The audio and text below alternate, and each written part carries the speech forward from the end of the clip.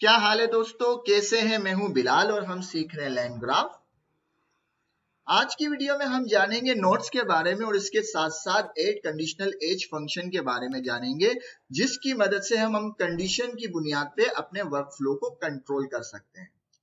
तो सबसे पहले हम जानते हैं नोड्स के बारे में। तो मैं आ जाता हूं nodes.py के अंदर, जिसके अंदर मैंने अपना एक फंक्शन बनाया था जिसका नाम रखा था node1। लैंड ग्राफ के इंट्रोडक्शन वीडियो के अंदर हमने जाना था कि लैंड ग्राफ द्वारा हम मल्टी एजेंट एप्लीकेशन बना सकते हैं। तो एजेंट क्या चीज है? एजेंट हमारे नोड ही होते हैं। और नोड क्या है? नोड एक फंक्शन ही होता है।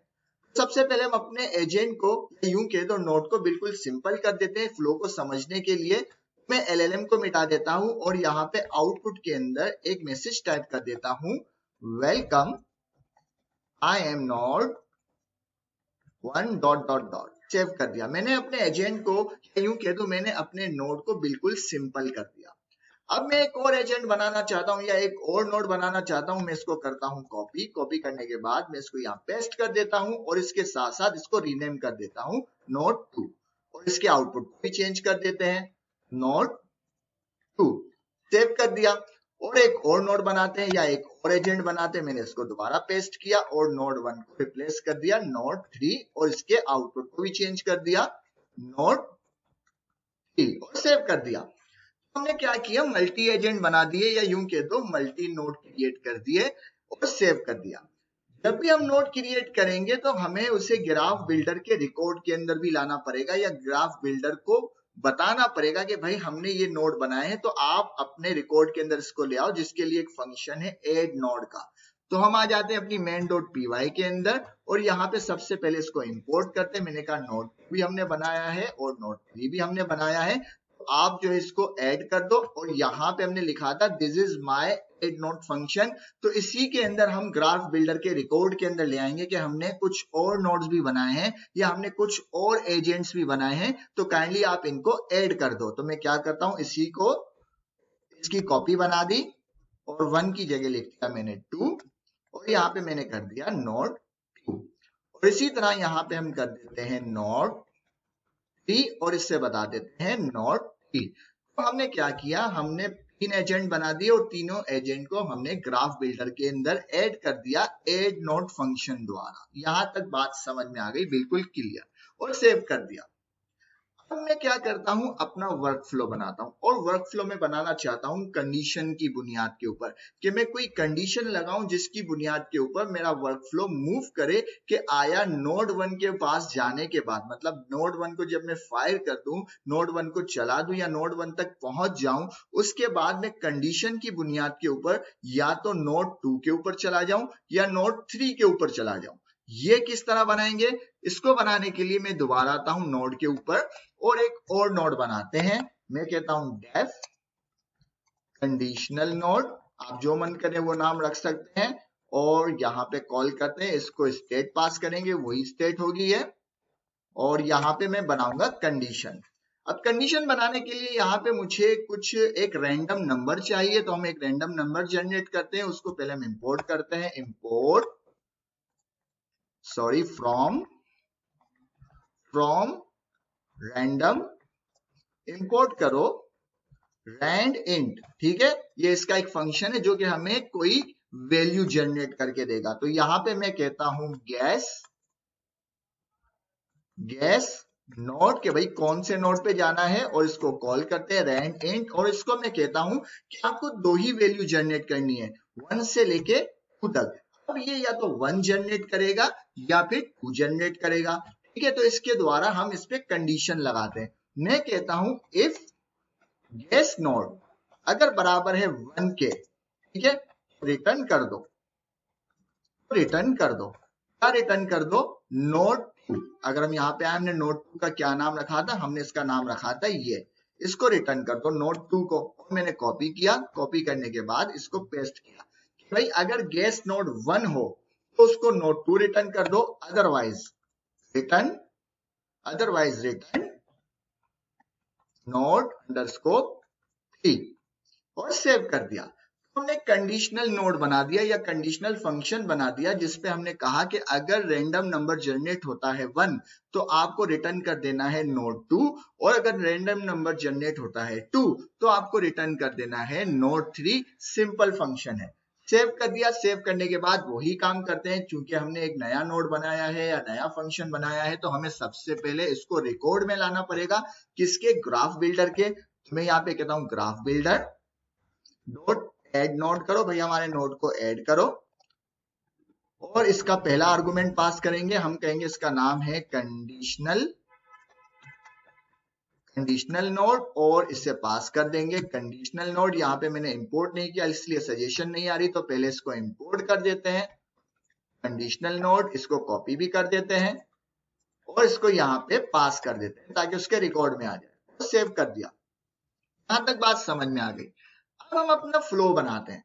फ्लो बनाने के लिए मैंने क्या किया? वर्क फ्लो बनाने के लिए मैंने कहा कि भाई एज बिल्डर मेरा वर्क फ्लो स्टार्ट करो। सबसे पहले स्टार्ट करने से जब आप स्टार्ट करो तो सबसे पहले आपको फायर करना है या रन करना है नोड 1 को। मतलब हमारे सबसे पहले नोड 1 का जो एजेंट है उसके पास जाना, उसको रन कर देना।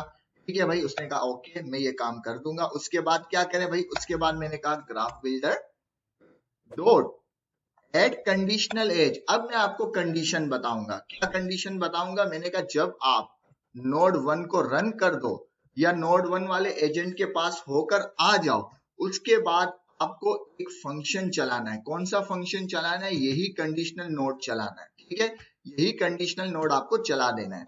हमने इसे यहाँ पे बताया कि आप यहां से स्टार्ट करो नोड 1 से। जब नोड 1 रन हो जाए उसके बाद हमने इसे कहा एड कंडीशनल एज कि आप हमारी कंडीशन को रन करोगे। कब रन करोगे? जब आप नोड 1 को रन कर लो उसके बाद आप कंडीशनल एज फंक्शन को रन करोगे। ये आपको बताएगा कि आपको नोड 2 के पास जाना है या नोड 3 के पास जाना है। यहाँ पे हमने कंडीशन लगा दी है कि अगर 1 आएगा तो नोड 2 चलेगा और 3 आएगा तो नोड 3 चलेगा। यहाँ पे हमने इसको बता दिया कि भाई कंडीशनल नोड जो भी रिटर्न करे फिर आप उस वाले नोड को रन कर देना। ठीक है, ये बात समझ में आ गई। उसके बाद मैं इसको बताता हूं कि नोड 2, अगर नोड 2 चल जाए तो हमारे फ्लो को एंड कर देना। इसके साथ साथ मैंने कहा कि अगर नोड 3 चल जाए तो उसके बाद भी हमारे फ्लो को एंड कर देना। अब ये सब कुछ इस पर निर्भर करता है कि अगर ये रिटर्न करता है नोड 2 तो नोड 2 रन होगा और हमारा फ्लो खत्म हो जाएगा, एंड हो जाएगा। अगर ये रिटर्न करता है नोड 3 तब भी हमारा फ्लो नोड 3 के ऊपर आके एंड हो जाएगा। अगर ये 3 रिटर्न करता है तो 2 नहीं चलेगा, 2 रिटर्न करता है तो 3 नहीं चलेगा। तो कंडीशनल एज की बुनियाद के ऊपर हमारा फ्लो मूव हो रहा है नोड 2 या नोड 3 के ऊपर। ये बात भी समझ में आ गई। अब हम इसको पास करते हैं अपना प्रॉम्प्ट। तो यहाँ पे हम आते हैं, लिखते हैं हम किस गली जा रहे हैं, ठीक है, डॉट डॉट डॉट। हमने लिखा है यहाँ पे प्रॉम्प्ट दिया कि हम किस गली जा रहे हैं। अब देखते हैं हमारे पास क्या रिजल्ट आता है। मैंने सेव किया और यहाँ पे नोड्स के ऊपर आ जाए तो हमारे पास देखते हैं कौन सा नोड चलता है। मैं यहाँ पे आता हूँ टर्मिनल के ऊपर और अपना फाइल चलाते हैं। मैंने कहा पाइथन main.py एंटर। वाओ, देखो हमारा कौन सा नोड चला? हमारा नोड 2 चला। हम दोबारा से फाइल चलाते हैं, हम दोबारा से चलाते हैं। अब कौन सा चला? 3 चला। वाओ, तो किस तरह कंडीशन की बुनियाद के ऊपर वो मूव कर रहा है कि भाई अब नोड 2 चलाना है या अब नोड 3 चलाना है। मैं दोबारा से चलाता हूं। अब कौन सा चला? अब नोड 3 चला। तो देखो किस तरह से कंडीशन की बुनियाद के ऊपर हम अपने वर्क फ्लो को मूव कर रहे हैं कि भाई पहले 1 के पास जाओ, 1 के पास जाने के बाद आप जो है या तो 2 को चलाना है एज पर कंडीशन या 3 को चलाना है एज पर आवर कंडीशन। लेकिन इसके अंदर मुझे ये बात समझ में नहीं आ रही कि नोड 1 चल रहा है या नहीं, मतलब वो नोड 1 के पास गया है या नहीं गया, ये मुझे यहाँ पे कंफर्म नहीं हो रहा। तो ये किस तरह से हम कंफर्म करेंगे? मैं आ जाता हूं दोबारा कोड के ऊपर और यहाँ पे नोड 1 के अंदर हम क्या करते हैं, अपने प्रॉम्प्ट को चेंज कर देते हैं। हम अपने प्रॉम्प्ट को चेंज करते हैं। नोड 1 के अंदर हम अपने प्रॉम्प्ट को चेंज करते हैं। हम कहते हैं, हमने यहाँ पे प्रॉम्प्ट पास किया था कि हम किस गली जा रहे हैं।